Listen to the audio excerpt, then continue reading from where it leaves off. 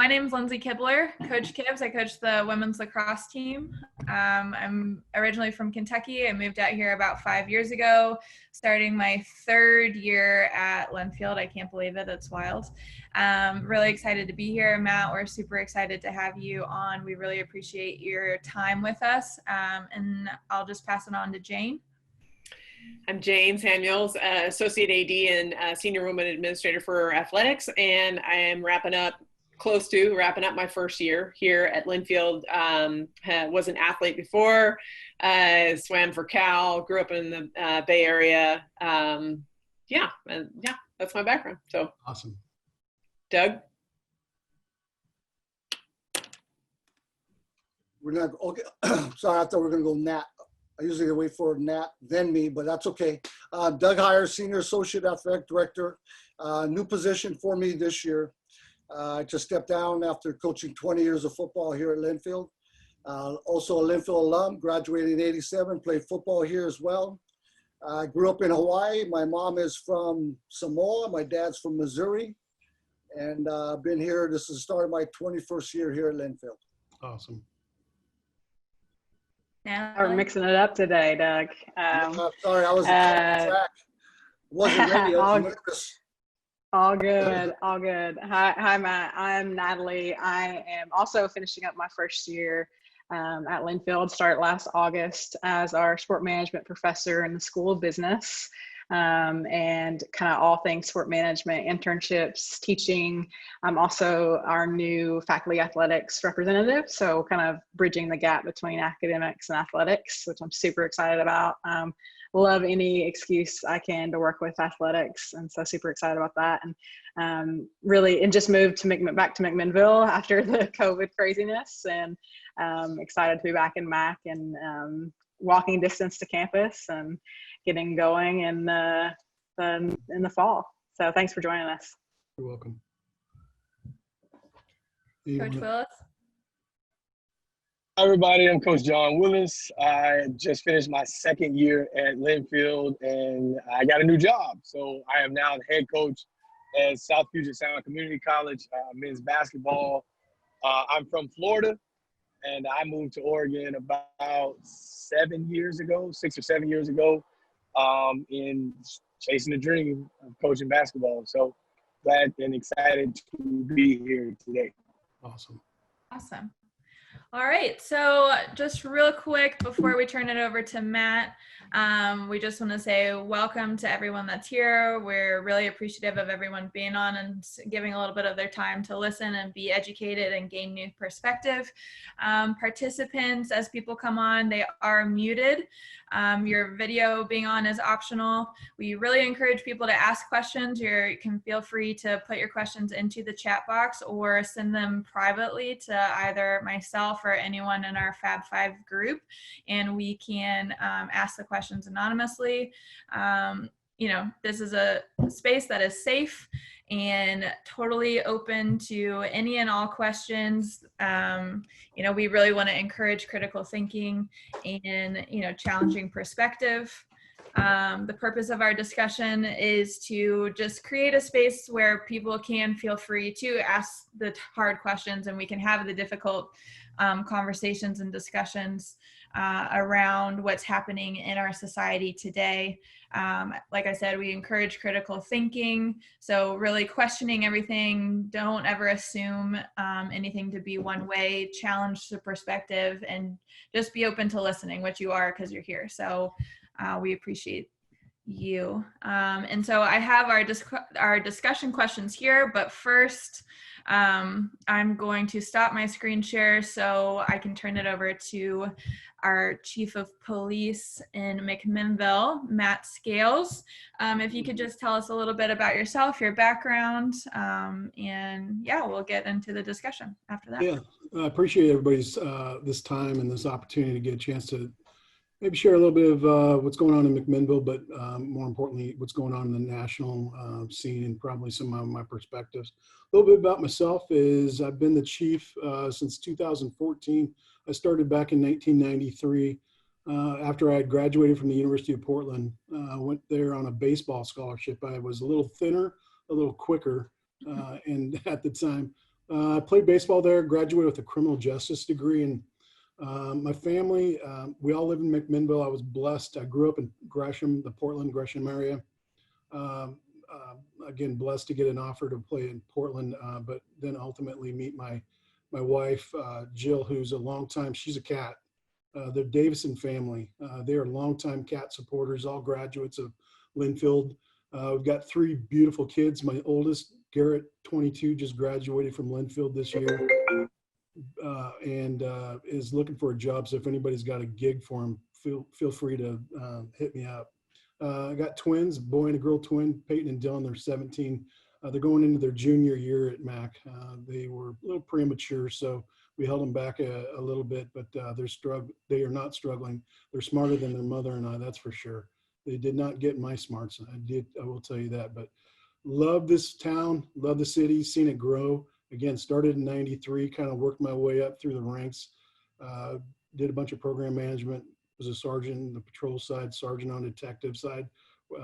Then ultimately, about 2009, I became a captain, where you oversaw both field operations, which is the patrol side, and then special operations and investigations as our detectives, school resource officers, facilities, that sort of thing. So I've been here, done that. The city is amazing right now. It's growing. It's grown tremendously these last probably 10 years. Seen a lot of growth. Seen a lot of growth in the police department as well, which has been well, it's been needed. Candidly, we were a little bit behind the times with respect to staffing allocations, but we've sort of caught up a little bit where we're at right now. So right now, Mac PD, we've got 43 sworn here. That would include myself and our captains and all our patrol officers, men and women. And then we've got probably 9 to 10 support staff that are, they do evidence, parking, records management, volunteers, that sort of thing. So that's a little bit about myself. I love Mac. I totally love Linfield. We're big time cat football fans and supporters of what y'all are doing right now. I know COVID has put a crimp in a lot of things, budgets, kind of socialization, but if you're able to navigate this successfully through these Zoom meetings and these difficult times, I give you kudos. It's not easy, and I know everybody here has got difficult jobs, and I know you're doing your best to pull people through some difficult times, so congratulations to you. That's me. Well, thank you. Yeah, thanks for starting us off with such positivity. I love that. What do you think has been kind of the rise in McMinnville in population, that growth? What's causing the growth? Well, you know, we were in 93, we were probably 20,000, and we saw growth. We saw a tremendous amount of growth in residential. There was a lot of property that was able to be developed in, you know, not so much infrastructure. It's more of a tourist destination, I'd say, outside of, you know, the steel mill, Linfield, Willamette Valley. But, you know, we just saw a tremendous amount of growth because there was land that was able to be built upon. Right now, our urban growth boundaries are pretty much, we're stuck with the land capacity that we're at. That's why our planning department's looking at expanding the urban growth boundary to add buildable lands, which is ultimately will help sustain city governments and the funding that goes in paying everybody's salaries and ensuring that we're providing the service that y'all expect from us. Well, that leads us right into our first question. So that was a really great transition there. Thank you for that, Matt. We're just going to hop right into it here. So what are your thoughts on defund the police? You know, that language is what we're using right now. Let's start with that. Defund the police. What are your immediate thoughts? Well, I tell you what, you know, I think, and that's a tough one. You guys start with you start out with the difficult one. I am not a fan of defunding the police. What I am a fan of is doing systematic, calculated discussions, not knee-jerk reactions. If there's anywhere that we could pull money from a police department and shift that resource to another, whether it's private or public partnership, that's fine. Yeah. I'm all for that, but I will tell you, so I've done a couple of these interviews, and the interviews center a lot around mental health treatment, about law enforcement's role in mental health, their role in school, their role with respect to school resource programs. There's a lot of value that we provide. In candidly, we have been tasked with some of the most difficult situations because that's sort of the role we are. We are the kind of the catch-all, end-all, be-all, because we have a larger,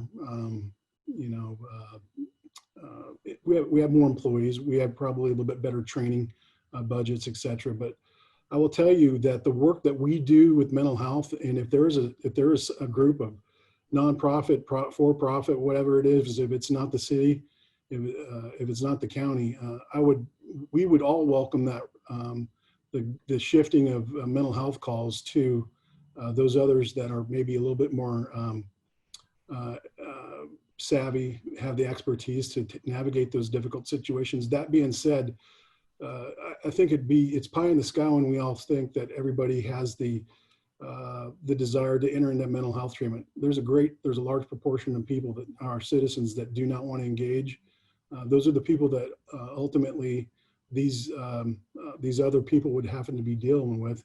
And again, I will tell you, 30 to 40% of the calls that we receive are not those that want to enter into mental health treatment.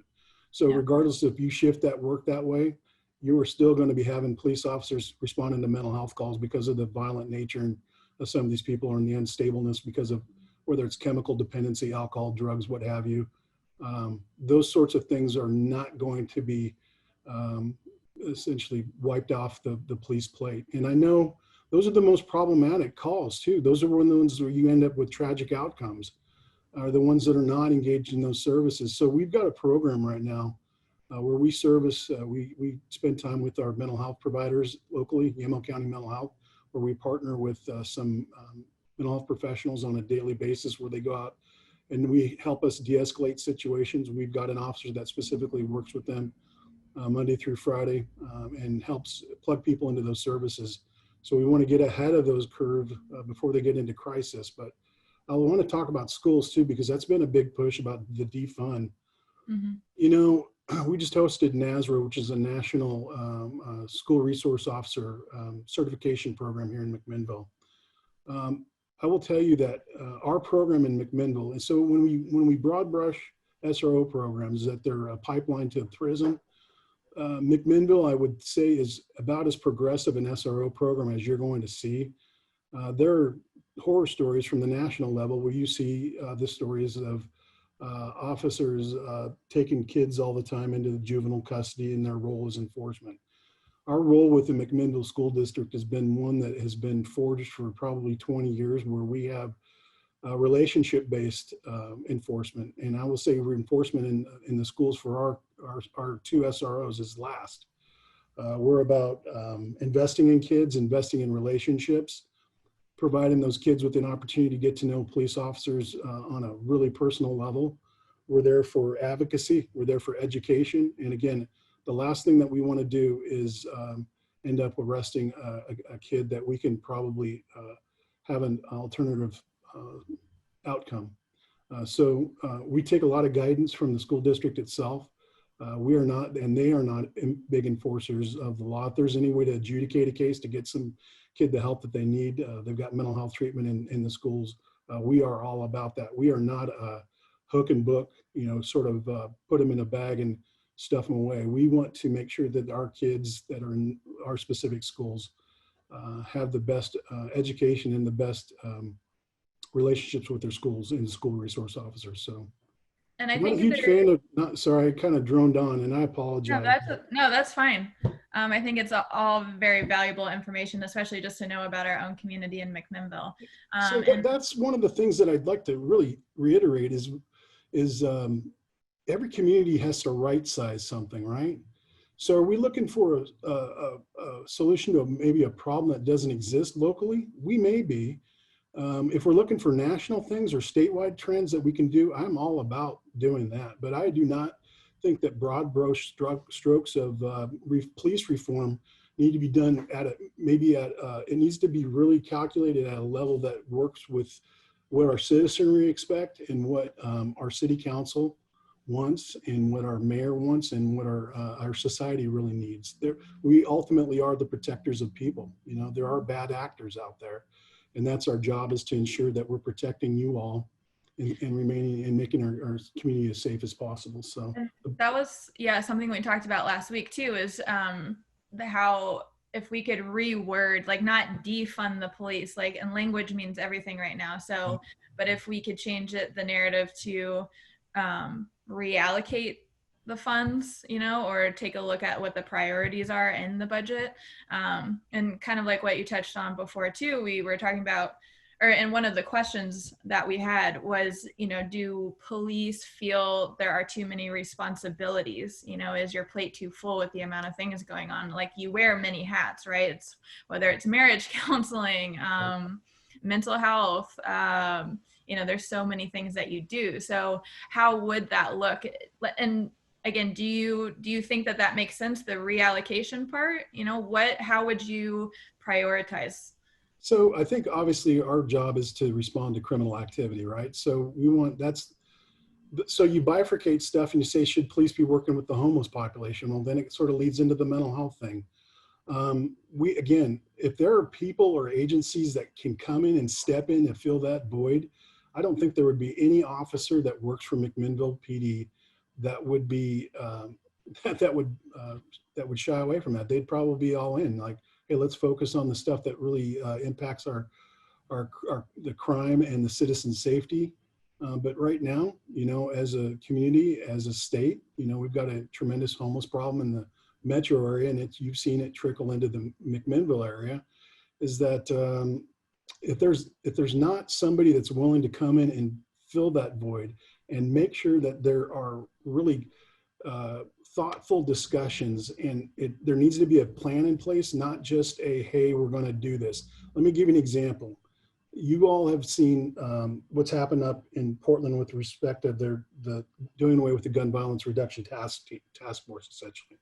Yeah. You all have seen what's gone on with when there's a complete vacuum in that you've seen the instances of shooting up there. The gun violence There's a spike in the. It's been a tremendous spike. Yeah. So when you pull the plug and there's no backup plan, that's what's going to get our communities into trouble. So that might be the flavor of the day right now, but what's the plan to get us into an area where we're going to ensure that communities and neighborhoods are still safe? So I'm not against it. I just think it needs to be very, very, very thoughtful and calculated when we're doing these types of, having these really, really impactful discussions with our communities. One thing I read recently too from the Willamette Weekly, a professor was quoted about where he actually didn't think the GVRT showed a significant impact, and where there's a spike in homicide cases right now, but and he is a professor at the University of Portland in Smart guy then. What's that? Smart guy then, if you went to University of Portland. Criminal Justice Policy Research Institute at Portland State. Sorry, my bad. Oh, darn it. They're across the park blocks. But he was referring to how he didn't think that there was a direct correlation between the gun violence reduction team and the spike in homicide cases, as if there's always going to consistently be some fluctuation. Could be. So, Could be, but I tell you what, right now in the first month or two of this, it certainly has gone into you know what in a handbasket. So, you know, time will tell if they continue on. I saw Mayor Wheeler is kind of rethinking the plan of the dissolving of that unit. I know that was a article that came out of I think it was the Oregonian yesterday. So I just think that anything that you're doing that has major impacts on community safety needs to be a non-knee-jerk reaction. And it may be the case, you know, you will see spikes and you will see lows in calls, but I find it ironic that that since this team went away, that they've seen such a spike. These officers had street knowledge, had built relationships within those neighborhoods that were able to identify people that were committing or probably stopping the violence before it happened. They were able to get in and talk and maybe de-escalate things on a social level to ensure that these shootings weren't going on. And I don't want to speak to Portland because, frankly, I don't live there. All I know is what I hear through my chiefs forums and things of that nature. But I do find it ironic that you see that spike, you know, within a month or two of the dissolving of that unit. But those are, you know, I think that's something that Portland police are going to hang their hat on. Like, this is what happens. And you talked about, you know, you think that there needs to be a thoughtful discussion around how these things are being planned. And where does that discussion start? Starts with our community, and it starts with our city council having those thoughtful discussions. I think our council is, you know, I will say when the George Floyd murder occurred, and I will tell you that was horrific. That was completely, it was appalling. And here, I'd like to touch on that at some point too, where we discuss sort of the police reaction to that situation. But when this happened, the defunding question came out, I think our city council did a really good job. They called and I said, you know, some of the worst decisions I've ever made have been made in about 5 minutes. So let's have thoughtful discussions, you know, over the year or two. And if changes need to be made, we need to have input from everybody, because there's going to be those that want to pull resources, and there's going to be ones that want to bolster resources. So, you know, sometimes the vocal people, or the sort of, not for lack of a better term, the squeaky wheel, they get the attention, but it really needs to be a thoughtful, pull a whole bunch of people in to really to decide as a community where we land. And they've been thoughtful, and they, you know, there was a pretty decent write-in campaign about, hey, we need to defund the Mac PD and blah, whatever it might have been. But you know, they were calculated, and they chose to just kind of stand tight, and we'll see this thing through. Let me get to the Floyd thing real quick. Yeah, I don't want to go off topic because I know you got a lot of things. This is totally a candid discussion conversation. Yeah. Okay, thank you. George Floyd's murder, pathetic. Minneapolis PD, their reaction, those officers. I will tell you, I was probably, if not, and I'm not patting myself on the back, I'm kind of a progressive chief. I'm not old school. When we see something wrong, we need to call it out as a profession. Our profession's historically been silenced. We don't comment on things because it wasn't in our area. When we see stuff that happens like that, like the murder of Mr. Floyd and the pathetic actions of those officers, we need to call that garbage out right then and there.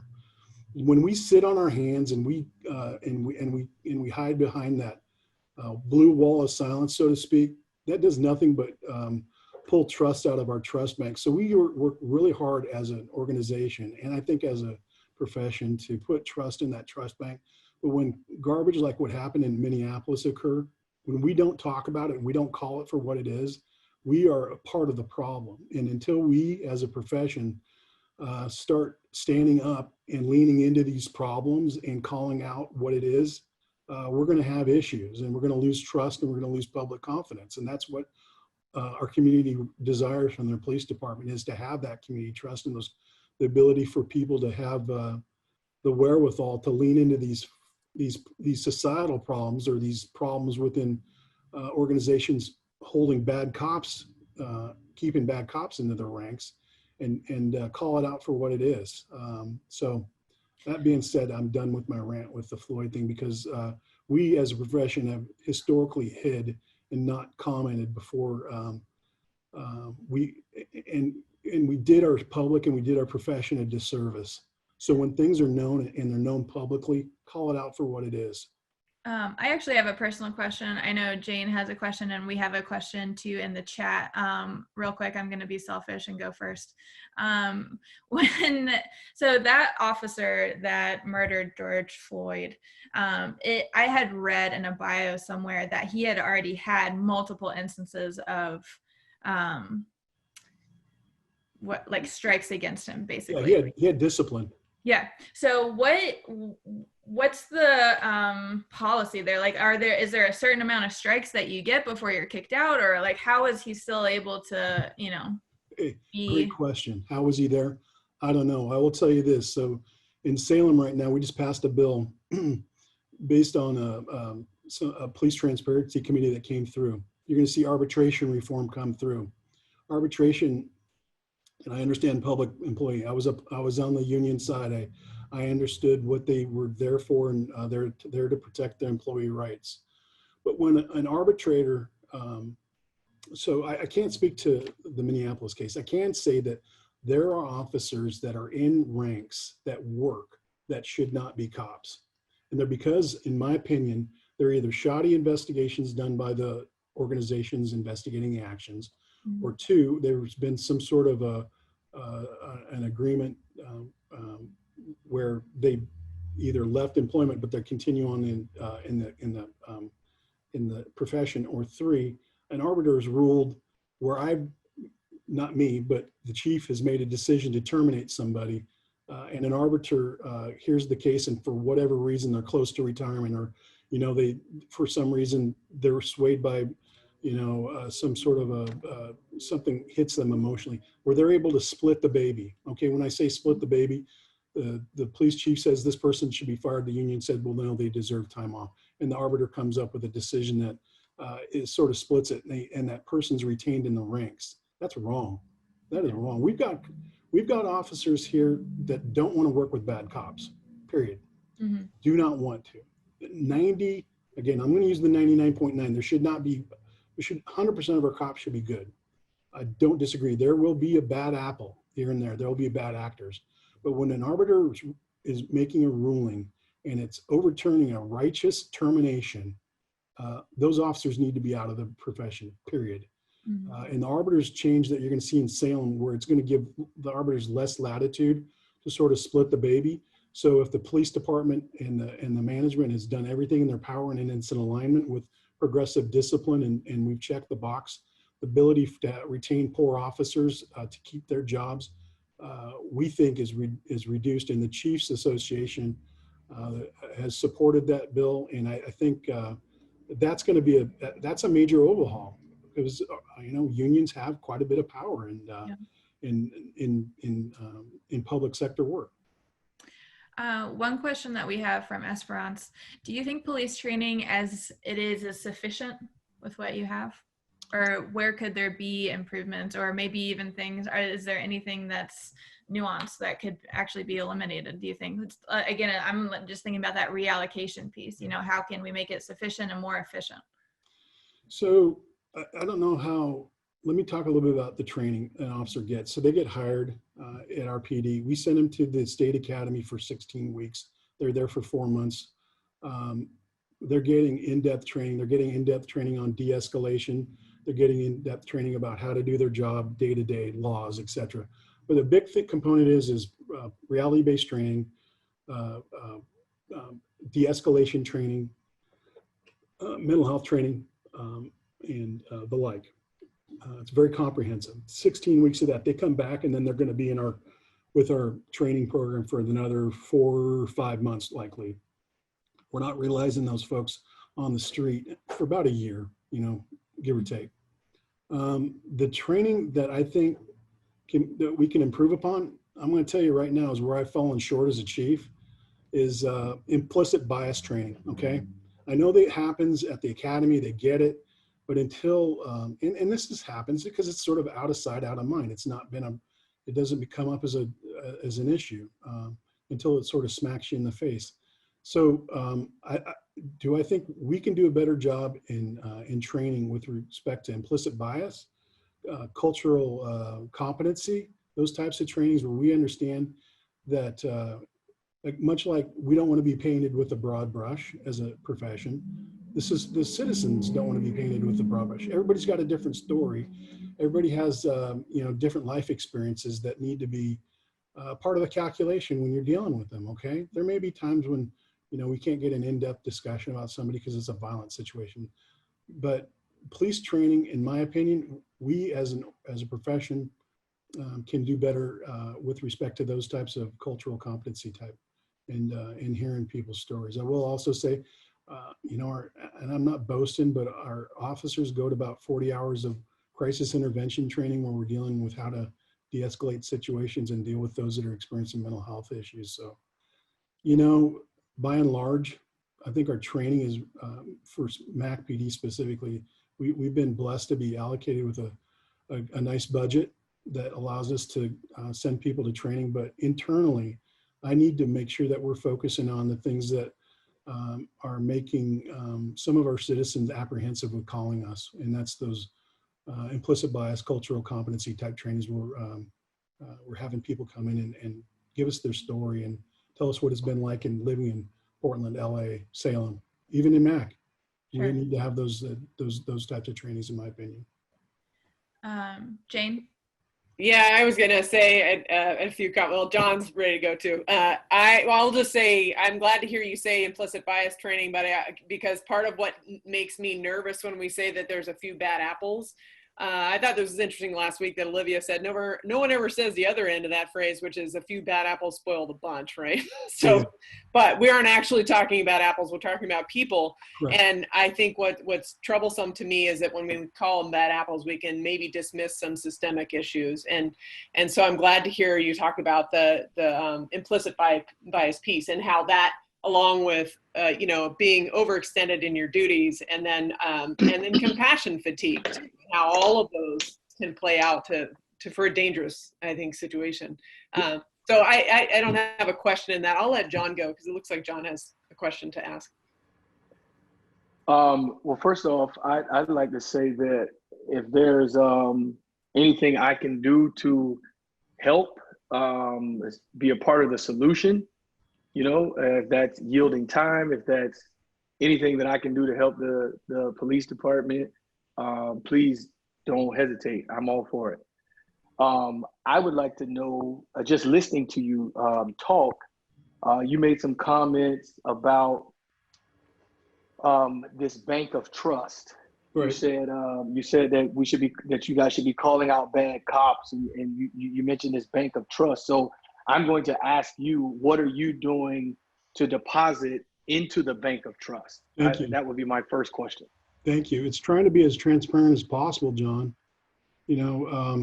It's reaching out to Miriam and Doug Johnson and Jules with Unidos, having now not only just supporting and listening to them and listening to that organization and how we can do a better job with our Latinx community. If those types of things, John, it's making sure that their voices are heard and they're part of the calculations, and whether we're coming up with policy, whether or not we're coming up with new ordinances, it's having those in-depth discussions. Now it's like every other week we're having those discussions with them. It's being transparent in what we're doing, and again, it's sort of, unfortunately, in society we get all rushed into, we get caught up in the moment with what's the task at hand, and we need to really continue to build relationships with our community. I've reached out to Dr. Davis, and I know Mr. Towery's reached out to Dr. Davis to help facilitate conversations within our community. Those things need to happen. So I talk about the trust bank, but again, one bad action in MAC withdraws a ton of that credit, but it's building those relationships. It's trying to educate Miriam and Doug and that alert team. We've got a law enforcement relation team that's with Unidos that we've done some outreach. We've done some talks, community talks, etc. But again, it's just, we need to put ourselves out there as a profession. We so often are tied to a car, or, when I bring somebody on, John, I want to make sure that they understand that a part of my expectation as their chief is to ensure that they're going to connect with the community. And it's those connections with the community that are building that trust. It's relationships. It's built on relationships. And, again, candidly, I fired somebody about 9 months ago, because they're a bad actor, all right? They lied, they're gone. It's continuing to stand up for what's right and don't be swayed by, your personal convictions and your morals, It's standing up for what's right and doing the right thing, no matter the fact that the person was a friend of mine for 20 years. They needed to be out of the profession. Thank you. Thank you, Mr. Thank you. Wall. Thank you, John. Thank you for that. Also, I like your comment about having thoughtful and meaningful conversation as it relates to like reallocation of funds or even the whole concept of defund the police. I'm not a fan of that wording personally, but I think that there's too much asked of officers. Personally, I do. For example, if there's a domestic violence case and you guys are called, I'm like, well, how much marital counseling training has the average police officer had? So I'm just sharing with you my personal position. But I do want to challenge and question, because you did mention also the spike in gun violence after the defund thing in Portland, which was in about a month's time. And correct me if I'm wrong. So I'm just saying, how can we address that as such a spike, and we're using a month sample size there, but then talk also about needing to take out longer, thoughtful conversations? Like, should we allow that more time to play out in Portland before we say there's a spike in gun violence because this task force was dissembled? Does that make sense? That does make sense. And I guess I see what you're saying. You know, don't cherry pick stuff, you know? Right. Yeah, like the same. Let's make a quick judgment. And I guess that's a good call. And maybe, you know, we wait for a longer period of time to say whether or not this team that has impacted. But I think if we didn't recognize it as a possible or a potential issue, I think we'd be doing ourselves. When we talk about this discussion, we talk about the impacts, and we talk about impacts of hastily made decisions that maybe weren't as thoughtful as they should be. Maybe instead of just doing a complete, as Portland did, a complete dissolution of that unit, maybe they do a time or a phased out, and they see what happens. And then as they phase stuff out, they bring a different program in that continues to protect the community. Those are some of the things that, I've been around a long time, and I want to say some of the worst decisions I've ever made were done in that 15-minute knee jerk. So, again, the thoughtful pieces is what I think we need to really, really center on as a community, as a nation, not just a community, as a nation. I like that. Thank you for your response there. And my last question for right now, how can I, as a African American, how can I deposit into your bank of trust? Because right now, as an African American male, it feels like I fit the description. Okay, so and what I'm meaning by that is, if I was in second grade in about 2012, then I see like the Mike Brown incident, okay, and then I see that in Ferguson, and then after that I see Trayvon Martin, and then after that I see Sandra Bland, and then I see Fernando Castile, and then I see George Floyd. So it's like, now I'm a 36-year-old man, but I'm saying as a child, it becomes this, I'm afraid, I'm angry, I'm scared. So like, what can I do? I have 2 sons.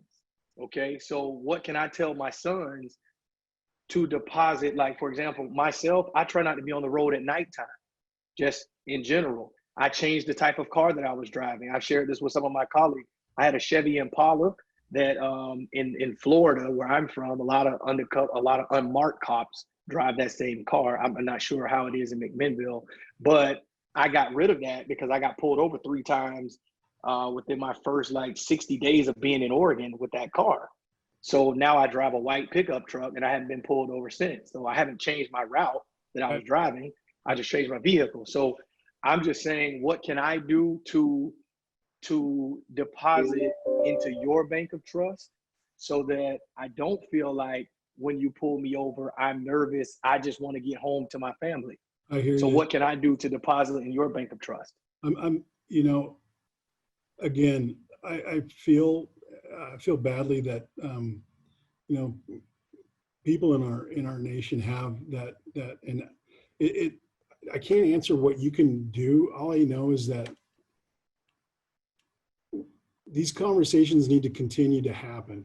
These discussions about, racial injustice or profiling and the manner in which our citizens throughout the United States feel, we need to have those uncomfortable conversations, and until, I can't speak for what you can put in, because there's got to be trust on both sides, right? There's got to be, you have to Correct. trust that we've got systems in place to bring the best into the profession and to ensure that they don't, when we bring them in, if they're starting to teeter or we're seeing red flags with respect to how they're conducting themselves, is that we have to have systems in place internally that you trust will ensure that we're catching those issues that are coming up and then acting on them and either repairing them as a person or they're out of the profession. So I know there was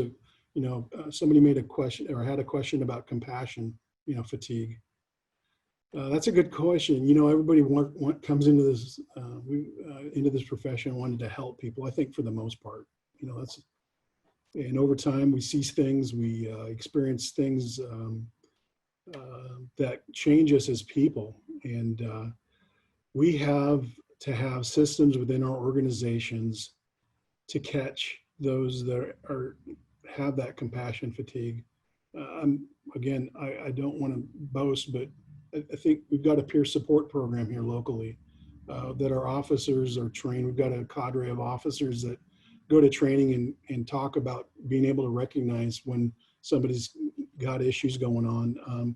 We've got mental health counseling now that we've just agreed with our association, our union, that the city will pay for an officer or a staff member for that matter to go talk to a counselor, and it'll be on the city's dime and then hopefully we're able to triage and catch those situations that are bubbling up, and our supervisors and our coworkers have the ability and the comfort level to come in and say, hey, this officer or this person that works in an organization is going through some issues and we need to discuss it and we need to work on a resolution. Again, John, it's just going to be a matter of trust, and I wish I had a magic wand that would get people to the same place that, some others in our country might feel, but historically, there's been situations that have been tragic and they've been preventable probably that are all in the forefront of our minds that we need to be aware of and do better. As when those tragic situations are the things that need to drive us daily to ensure that we're treating people equally and with respect. So thank you.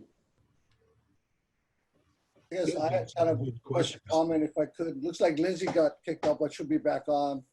Growing up in Hawaii, I have family and friends who are police officers.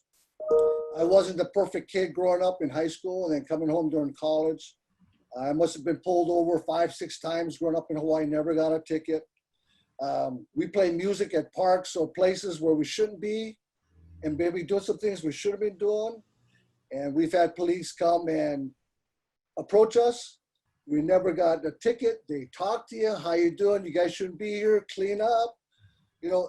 I guess what I'm referring back to is the relationships, community, caring, and then you think about the training, compassion, caring for, all of our human beings, all of our people, asking questions, how you doing? You need help, versus sometimes seems like people are in the police force are, there's some, and I had some friends who were that way.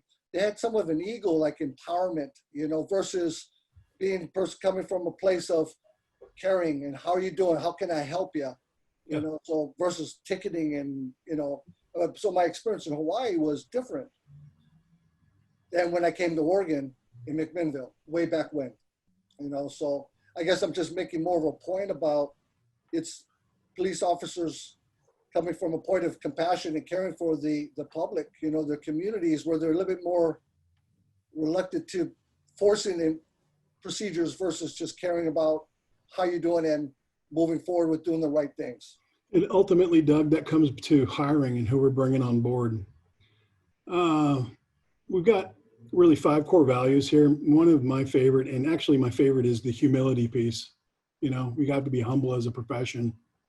Not only the service thing, but again, it goes back to bringing people into an organization that have been adequately vetted. I mean, we do an in-depth background. They go to a psychologist. They you know, we try to bring the best of the best. Candidly, police cultures sometime will dictate how a person comes about or comes across. You know, so you may have had experiences with another organization, maybe even been MAC, where you've been stopped by an officer that probably wasn't completely bought into the culture that we are developing here. And candidly, in 2015, I went in and there's been a whole host of people that have left probably because they weren't in alignment with what my thoughts were as an organization about how we are as a police department, how we carry ourselves. So there have been people that have gone on and done different things, or there's been people that have gone to different organizations because they didn't buy into my humility is the key. Humility is the only way in this profession, in my opinion, that we are not the end all to be all, that we're a part of a bigger family, and that, you know, although we've got a tremendous amount of responsibility as an organization and for our citizens, you can never have enough humbleness and humility. Thank you, Matt. Matt, I want to be respectful of your time. You doing all right? Yeah, I'm fine. Okay. Fine. My HVAC appointment got postponed today, so. Oh, you're good. Okay. They forgot to order my filters. Well, what you're talking about right now, the humility piece and managing a team, that was one of our questions too, is how do you hold space basically within the department for diverse views and yet build a culture that's productive, that's pointing officers in a supportive, community supportive minded way. I don't know if that's actually a word, but I'm lumping them all together. And then, and to say, you know, because we know that there's a camaraderie, there's a brotherhood that's essential to do the job. So can you talk about that a little bit? Again, culture is a big deal to me. I grew up in athletics, like you all have played a part in. Team is the only way. No, there's no I in team. There's going to be alphas, but there's going to be those that need to that are going to need to take direction. I'm a big culture person. I am all about supporting our staff, but also I'm not in the corner office. Again, 20 years ago, you might have seen a chief in a suit every day. You're going to see me sometimes in my flip-flops and my sandals, because I want to have relationships with our staff. So it's all about the relationships with me, and it's continuing to pound in the culture that my expectations are here, and still understanding that there's going to be officers that are either far right leaning or far left leaning. There's going to be people right down the middle. I'm probably right down the middle, where I've got a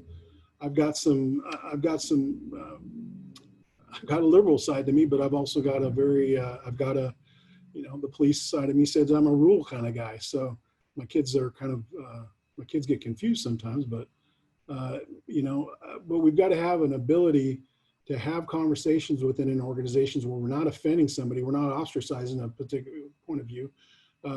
So for example, we might not like a protest going on in MAC or Portland or something, but we need to walk the line. We need to be right down the middle. We need to not let our personal biases, our personal beliefs dictate how we are enforcing the laws or how we're treating folks. So yeah, we've got left and right leaners, we've got moderates here, but again, it's about the culture and understanding what's going on in our profession and the professionalism our officers need to have outside trumps whatever their personal beliefs are. It really does. And it's pounding the culture in about being equity based and being a servant to our people versus an enforcer of laws. Thanks.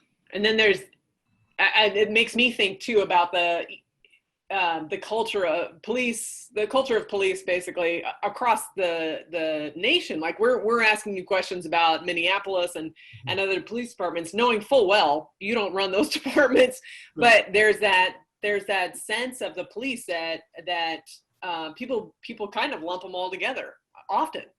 And so how do we, what on your end as a chief in McMinnville, how often do you connect with other police officers? How much collaboration is there between departments, between states, that sort of thing?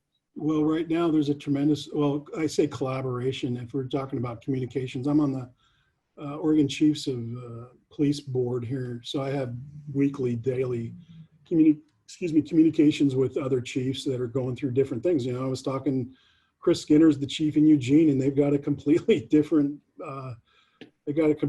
experience down there. Where you talk to the chief of K Falls, Dave Hensley, who has had nothing but back the blue tour type of rallies down there, where it's been completely polar opposites. But we have constant conversations, and again, it all centers back to doing the right thing without bias and without supporting your staff, but also supporting people's rights to peacefully protest. I mean, we might not agree with the message, but by golly, it's our job to walk the line and allow that the First Amendment to be protected. When you get into the rioting, that's where I have a crime is crime. It doesn't matter.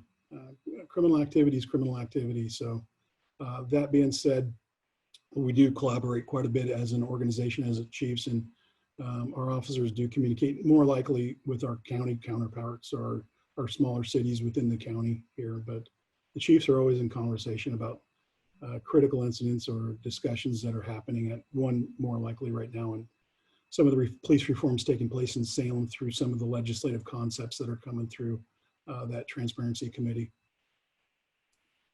Cool. I'm sorry. I wish I'd talk less and listen more, but that's the one. You can ask us questions if you want. We do have a question from somebody in the group though, if you want to hear it. Can we do that one first and then ask us anything you want? Yeah, no, I just want to make sure that I'm respectful of your questions, and I don't see the questions popping up, but one of the things, John, you talk about building relationships as a cop, as police officers, as an organization, we need to talk less and listen more with our citizenry, candidly. Right.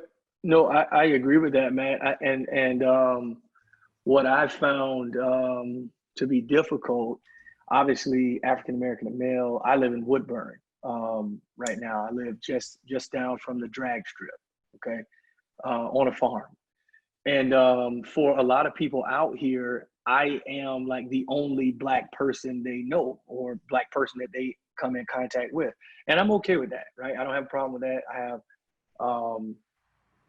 what my problem is that people who cannot identify with something have a hard time believing that it's true. I understand. Does that make sense? Yes, 100%. So I guess that is the hard part, just listening to you talk. Obviously, I think you're educated, progressive guy, just listening to you speak. But the truth is, the encounter that we're having right now over like a Zoom call is not the normal encounter, right? The normal encounter is like your lights on behind me, right? And so I don't think, and it sounds like you don't think the same. It sounds like you and I agree on this, where I don't think that I should have to worry about losing my life when I'm pulled over, right? I think I should be having to worry about license and registration, right? And you telling me whatever the violation is.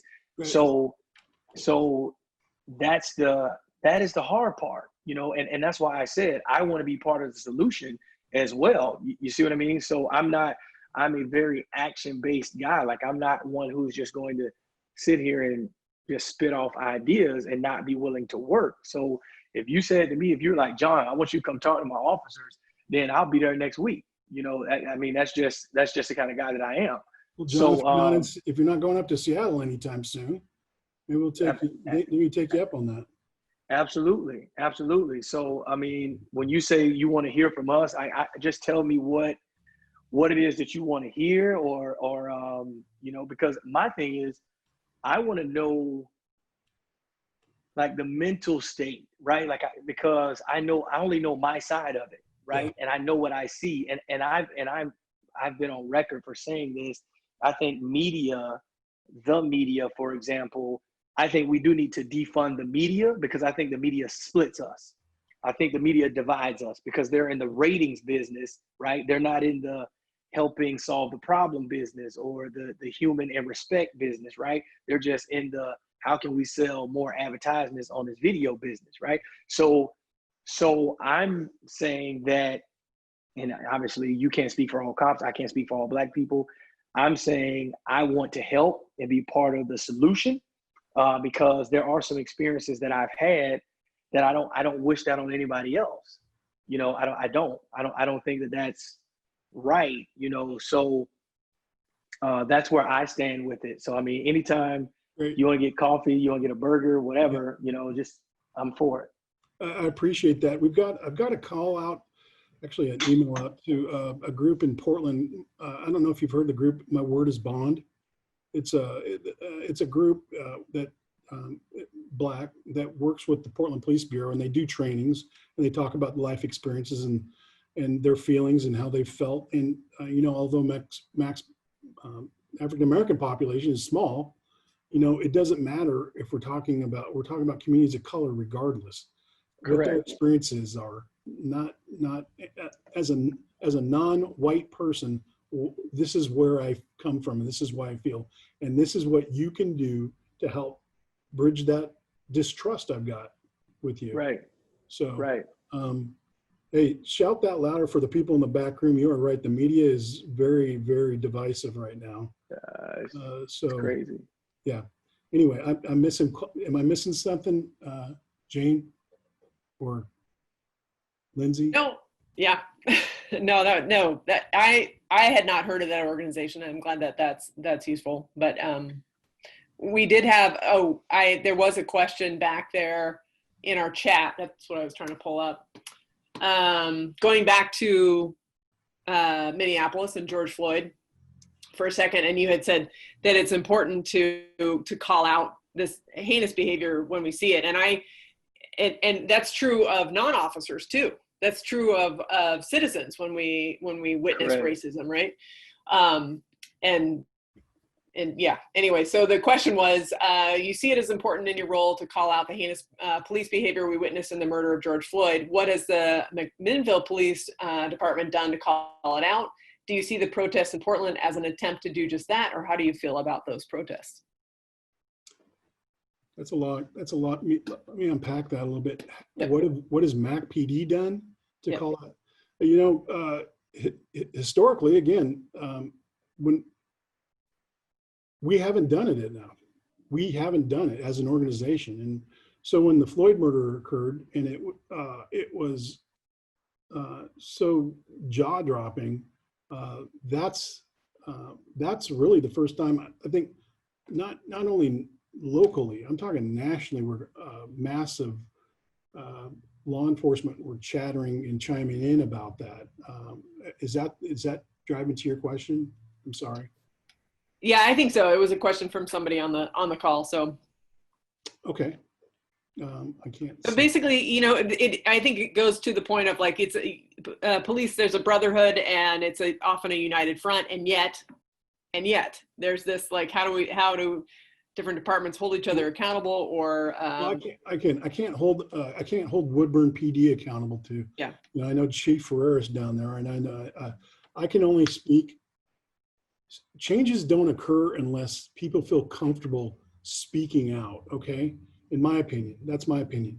So I can't control the messaging coming out of Tiger Tualatin, you know, Omaha PD. I can only control what Mac PD is and what me as the chief is, want our citizens to understand and what my thoughts are. You know, again, I think we're in a new age. I really do. With after the tragic, you know, the tragedy, and it took, you know, 8 minutes and 40 seconds of that cop. I won't even call him a cop. I don't even call him a human being doing that to Mr. Floyd. For us to really frickin' open our eyes finally and say, what are we doing as a profession, and to call that stuff out. So I can only speak for Mac. I'm sorry. I'm kind of. The question is also on the chat. Can you see the chat, Matt? If you go to the chat, it's everyone. So maybe you could read it as well if you'd like to reference it. It's from Rundle, I believe. I'm looking. Yeah. That might help. If that helps you Oh, to Randall. see the question, yes. Do you Thank see it as you. important? Yes, I do think it's important. I think I spoke to it. Do I see the protest in Portland as an attempt to do just that? Well, I will tell you, I think initially it did. I think it's been, I think the movement, the Black Lives Matter movement has been co-opted. I think it's been hijacked. The previous, the feds didn't do any help, with that sort of the rhetoric coming out of Washington, D.C. Though they have the mission to protect federal property. It certainly didn't ease tensions as I see it. But again, the messaging now occurring in Portland, unfortunately, I think the Floyd murder and the Black Lives Matter movement, that's been co-opted by Antifa up there. That is, they're creating all sorts of chaos up there. And I don't know, I know there's still BLM movements going on and marches going on, but again, the media doesn't want to focus on that. They're focusing on, the sensational stories that are taking place in Portland with, trying to burn down East Precinct last night for the second night in a row. I think the message is lost. And I think that's what happens when the citizenry sees that stuff. I think that's when the message gets lost. We forgot what this was about.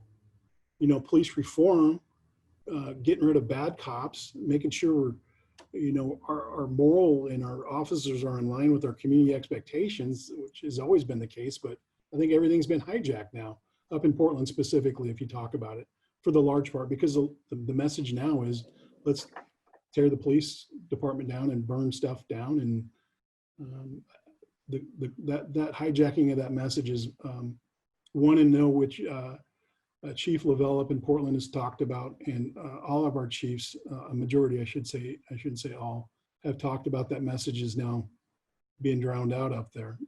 And I think I think it's a lack of Portland leadership a little bit.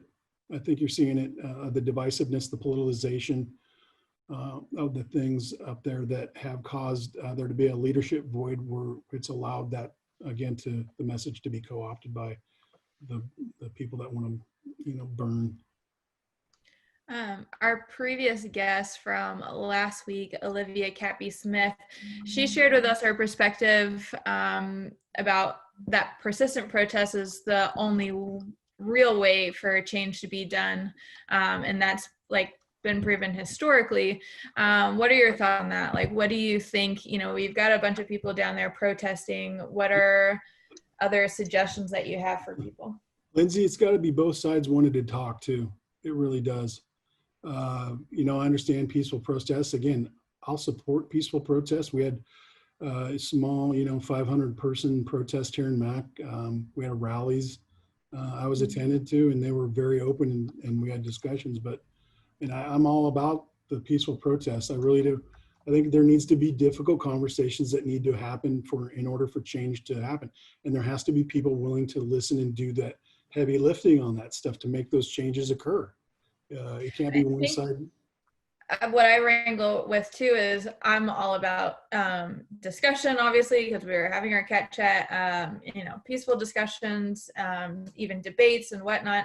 I think my struggle really is we say we want these discussions, but how do we actually, who do we need to get to sit in a room together and come up with, there's not going to be one answer that's not the writing on the wall, but it's, who's going to make these decisions, right? The people that we're voting on, how, and I think protesters too, and even our own Linfield community, I think people struggle with what can we do as citizens, right, to have these discussions with the authority, But you have to have thoughtful discussions that are fact-based, right?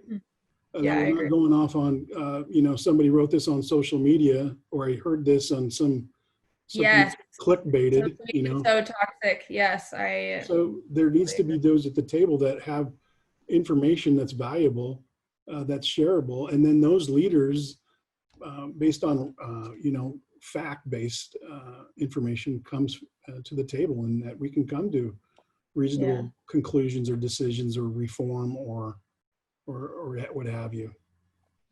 So Chief, and I'm gonna just share this. So, and just sharing a perspective with you and just with the group, and you can kind of take it and process it. I could listen to you talk all day. You're the only person that ever said that to me. But with that, the problem that is hard for a person of color with the trust thing, the problem with that is, in our country, over and over and over again, the trust has been broken. And it hasn't been broken from the person of color side. If we're talking about like white people and then people of color, I mean, you can look as far back as the Native Americans, you know, with treaties being broken and the loss of areas now where Mount Rushmore is, you know, just because there was gold there. You can look at, you know, like even now, modern day, right? It's like, how can nobody be arrested in the Breonna Taylor case? How can that be? How can two guys be parked with guns out as Ahmaud Arbery is running around a corner and he's shot, and then no arrest is made for 2 months? Like, how can that be covered up? And then how can, and I get it, that wasn't you, right? That wasn't you. You weren't there. That wasn't Mac PD, right? That wasn't. However, this is my encounter with law enforcement. This is what I see. I see it's okay for somebody to be parked and to shoot you 3 times, and then they won't even be arrested, because that is what we mean by like this whole system, right? Like I think that the stuff that we see with police, I think it's just a result, but I think it's a bigger system, right? Like, how is it possible that there's no body cam footage from the Breonna Taylor incident?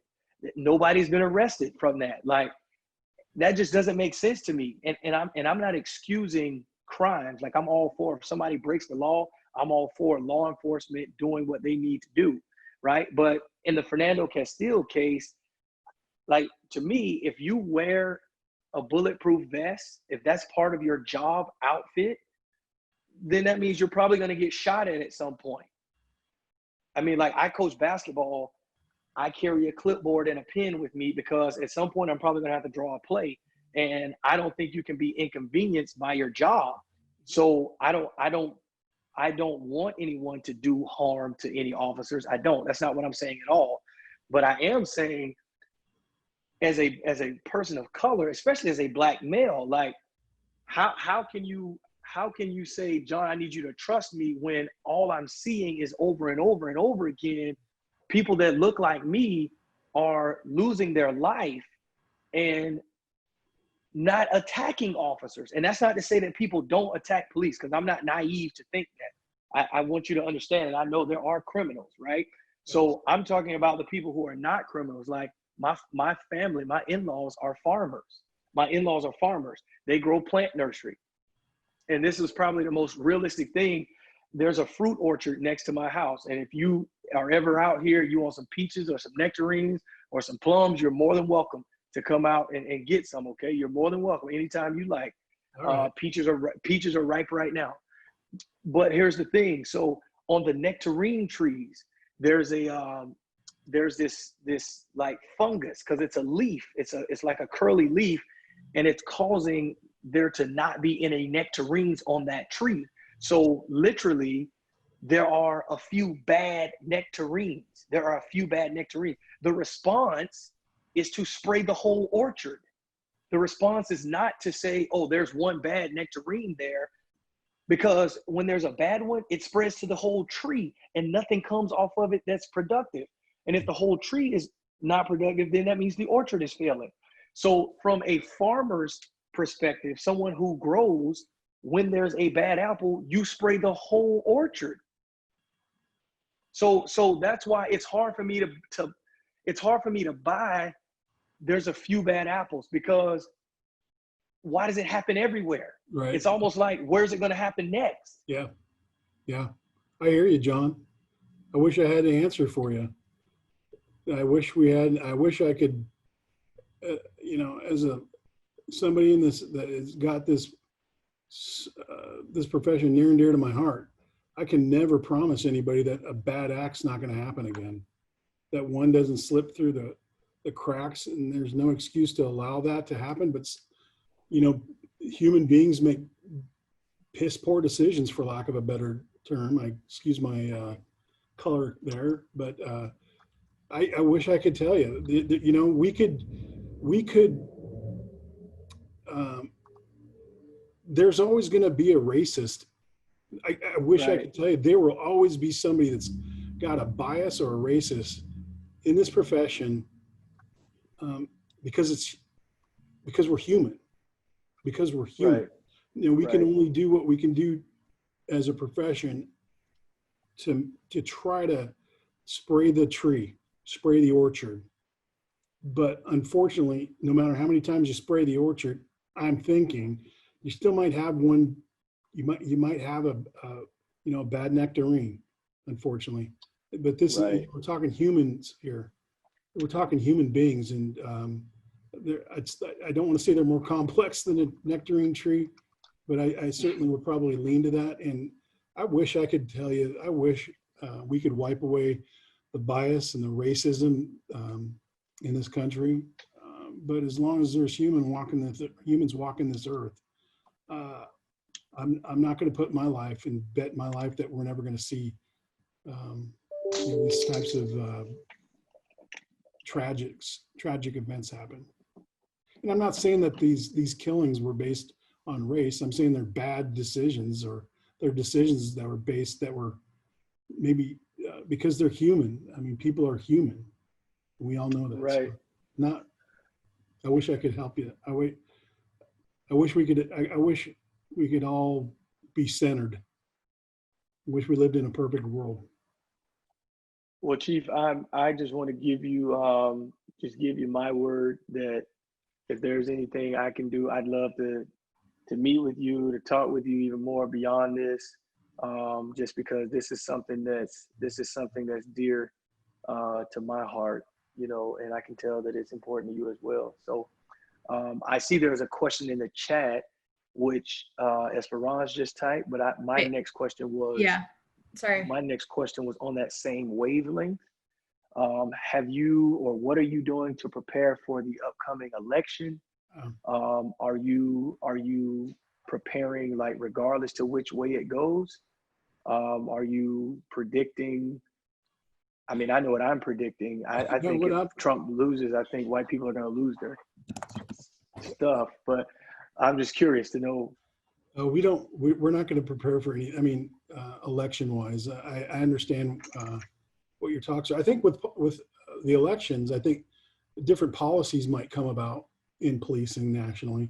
But if you're talking about day of elections or the time afterwards, I'm just talking about afterward. I'm not betting on the human race. I'll tell you that much. In some cities, I'm not betting on the human race. I will tell you what I will bet on is that we're going to come through it. We'll come through it. So I don't know if it doesn't matter really who our president is. The law is the law for us. Our ordinances are our ordinances. So whoever the president is, shouldn't dictate who we are. The law is blind, so to speak. There might be difference in relationships at the White House as on a national level. Could be, might not be, might be stronger, might be.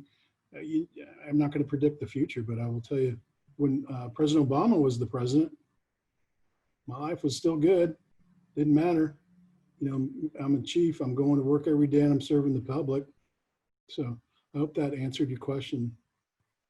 I know Mike has also had a question for a while. Mike, I'll give you a chance. Yeah, I want to go back to Matt. I'm Mike. I'm the head cross country coach. Starting my 5th year. I moved up here from Eugene after living there for 38 years. Runner's country. And you may have already answered this question, And this is not the first time Antifa or an Antifa group like has been in Portland to hijack a more peaceful protest. Why do you think Portland was chosen over, another city? I wish I had that answer. I think Portland's a very progressive city. I think the leadership in the has been. I don't know. I see a lot in Seattle. I see a lot in Portland. Those are very progressive cities, they've got organizations in those cities that are. It's just not a haphazard put together organization. They're either well funded or they're well organized, and I think they've got some organizers up there that are. That have taken root into the Portland area, and again, they co-opt those situations, whether it's the Floyd murder or something else. I think it's just, I know Portland Police Bureau is frustrated. They're frustrated. It may be happening elsewhere. I don't read that. Yeah, there was Antifa down in Eugene. Eugene, actually, I saw something online. Eugene had a pretty good protest in May, and then there was one in Springfield. Springfield citizenry didn't let that happen, and actually there was some. If you Google Springfield Antifa, it was kind of a mix of Black Lives Matter, but it got. I don't know if Antifa had an element in there, but it got a little violent. So, but I do know Antifa's down in Eugene as well. They've been down there. In fact, we were on a Chiefs discussion forum yesterday where there was discussion about Antifa going to Beaverton to see, how that community might react. Oh, that's not good. That's where I live. Shelter in place. I'm joking. So I don't know if they're just kind of testing it out. Again, I think a lot of it is what your community might tolerate. It may be what your community tolerates. I'm not an expert. Somebody find me a sociology human behavior major, and maybe we'll figure that out. I was actually going to ask too, do you think maybe like the police force in Portland is a little bit more tolerable of protests and Antifa? Like they have the better understanding or training on how to control it in a way that, is there any kind of I don't know, preparation for that? Oh, there's always preparation. I mean, I'm sure that they wanted to have dialogue with Antifa. They probably would get told, go, yourself. But I think Portland is somewhat, their law enforcement hands are tied a little bit based on, 60 nights of protest up in that area. They've got federal orders that they have to keep in the line, keep in between whether they can and can't use munitions or tear gas. I don't know. Carrie Sweden asks, what would you do if they tried to come to McMinnville? How would Mac police respond if Antifa tried to set up a base here? Well, I don't know. I'd call Portland and say, what did you do? I don't know. Certainly there's agencies within the state that I would lean on that we would have discussions with about, What have you learned from previous encounters and stuff like that? Yeah. I'm sorry. Did you say previous encounters? Yeah. People that have that's what you would probably be asking. Yeah. You talk to Department of Justice, talk to Portland Police Bureau and Salem and Eugene, those that have dealt with some of the more formalized groups. Yeah. All right. Well, I know we've taken up a lot. I hijacked your conversation. I'm sorry. No, not at all.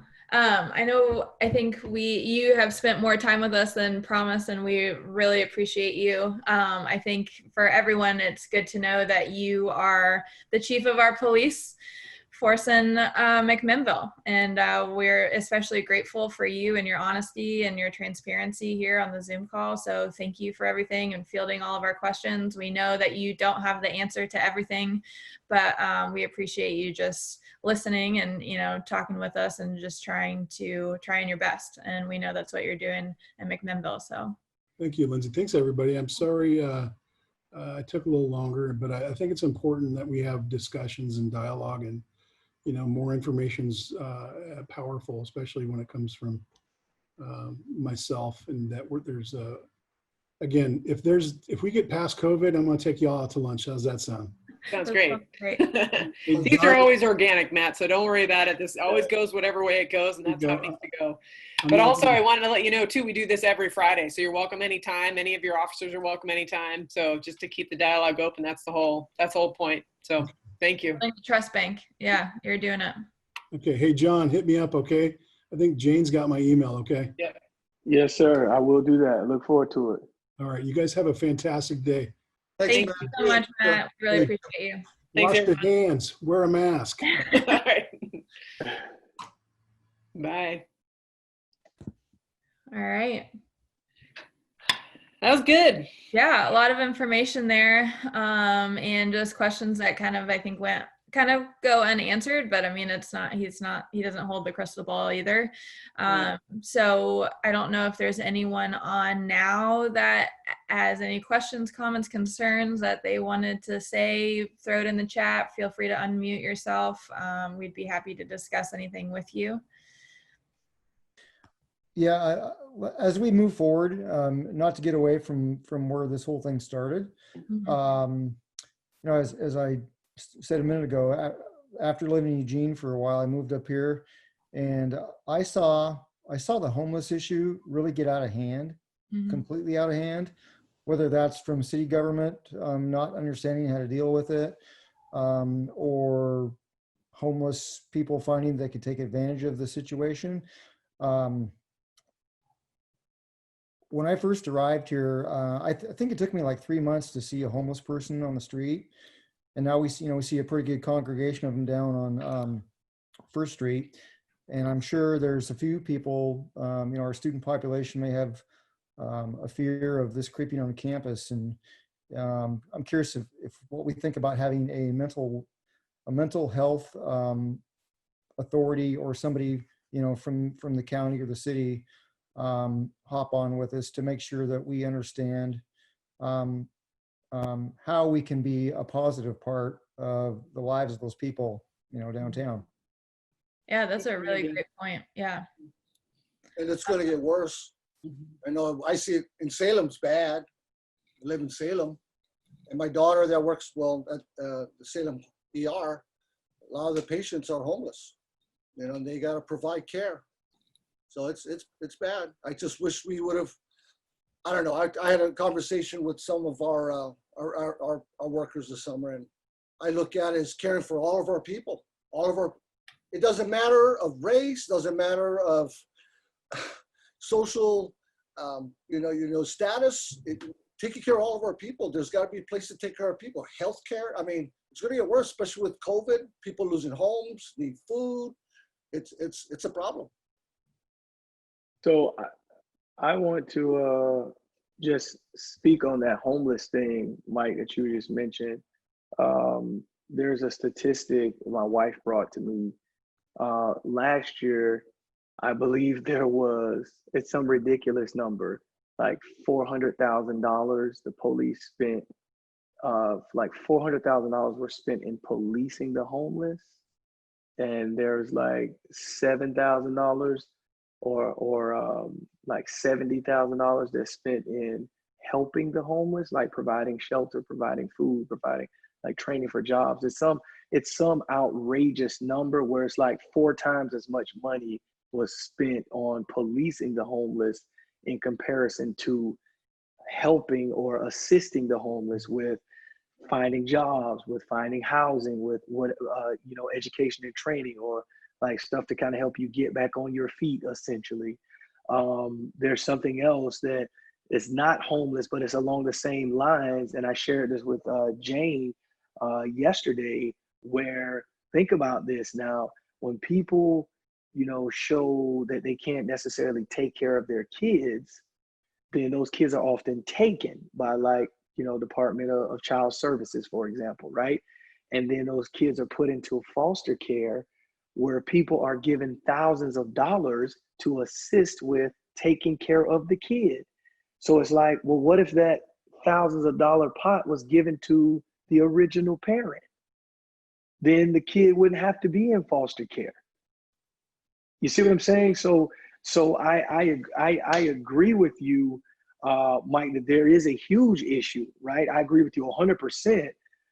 But the way that, I think that if we don't start looking at how some of these systems are aligned, right? Like, if we don't start looking at how some of these systems are aligned and where these pitfalls are, where these holes are, just, if we relate it to sport, obviously your team scores points, based on runners, finishing a certain position. So, I mean, can you imagine if, my team ran and your team was running and I got twice as much points for one person that you did? Like, that wouldn't make any sense.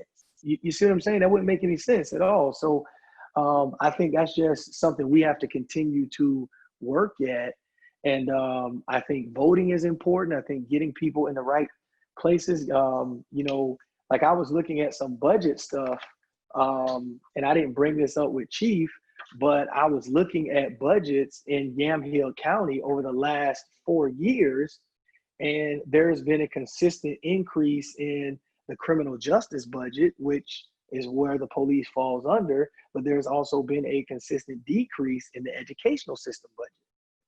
So again, what are we working toward? We're spending more money in police budgets, but over that same time, the school budget is down 28%. So where are those 28% cuts? Are they teacher salaries? Are they elective courses? Like, does somebody lose wood shop class? Does somebody lose like a home ec class or a welding class? And see, to me, if you don't have education or proximity to experience, then it's a vicious, like, hamster wheel that's going to lead to incarceration. You see what I'm saying? So it's like, I don't disagree with you at all. What I saw in Eugene was, I would see a lot of police officers responding to a call of some sort, and quite often you'd see them with the same homeless person or a mentally ill person. They would, I don't want to say take them away, but they will be taken care of,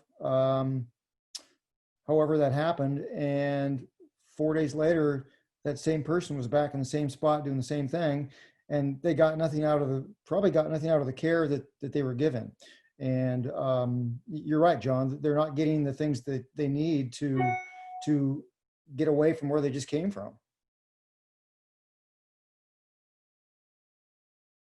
You're on mute, John. You're on mute. Sorry.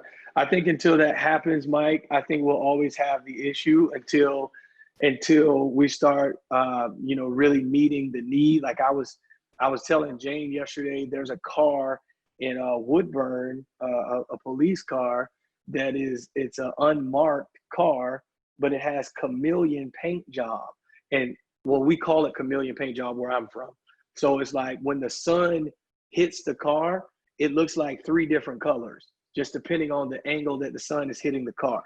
So I'm like, where I'm from, that's a $10,000 paint job, okay, for that one vehicle. So essentially, does the cop car need a $10,000 paint job, or could those $10,000 be provided school lunches or experience, like a field trip? Could we take that $10,000 and pay for it for a field trip where these kids can go shadow somebody's welding facility or somebody's farm or something like that?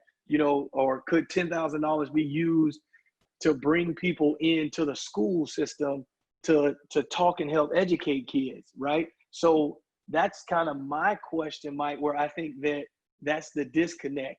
I'm not saying the police doesn't need a car, right? I'm not saying that they don't need to write tickets, but I'm saying, do you need a camouflage vehicle? Do you need a car that changed colors 3 times? because of the sunlight? I don't think so. Me personally, I don't. Right. I agree 100%.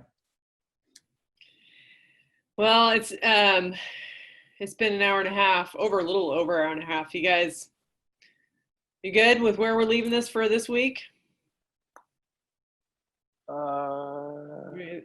Any other thoughts? Somebody just put something in the chat. I was just reading it. Oh,